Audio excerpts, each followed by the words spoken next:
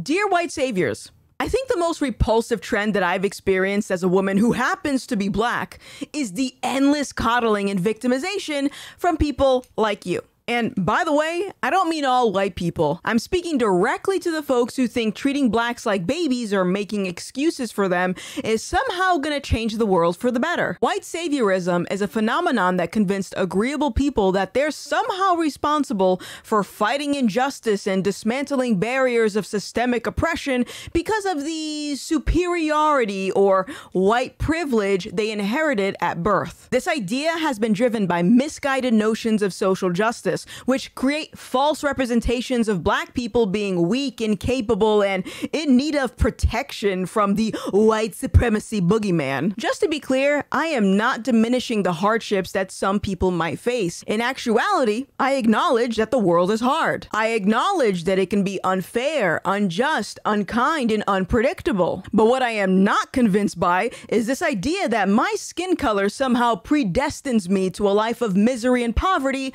unless I enlist the help of the anointed pseudo-intellectual.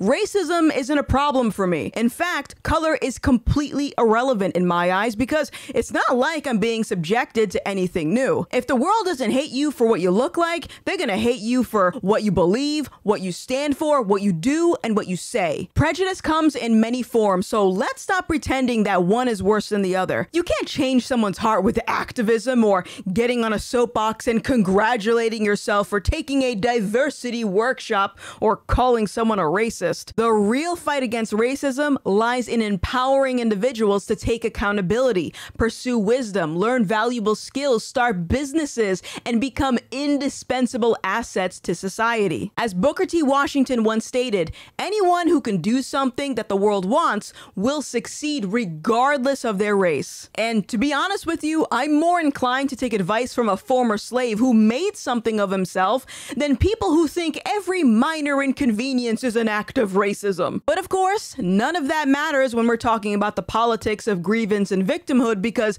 let's be real, you can't exploit someone with context. And I get it. There's gonna be a ton of people watching this who will call me a sellout, an Uncle Tom, tell me I hate myself, and suggest that I ain't black for rejecting their ideological pacifier. But if anything, it just goes to show how absurd it is to believe these people are the bastions of social justice while demonstrating a complete lack of self-awareness and sheer stupidity. White people, I implore you to challenge the notion that you must atone for the sins of your ancestors. True progress comes from living in the present and treating each other as equals through genuine understanding for the individual and not a collective that demands your blood sacrifice for something that you're not even responsible for. Jesus already paid for that on the cross, so forgive me if I scoff at the idea that fallible humans are somehow gonna save the world when they still need a savior themselves. And no thank you, I can do all things through Christ, not our Father which art in Washington. I, like every other so-called disenfranchised person,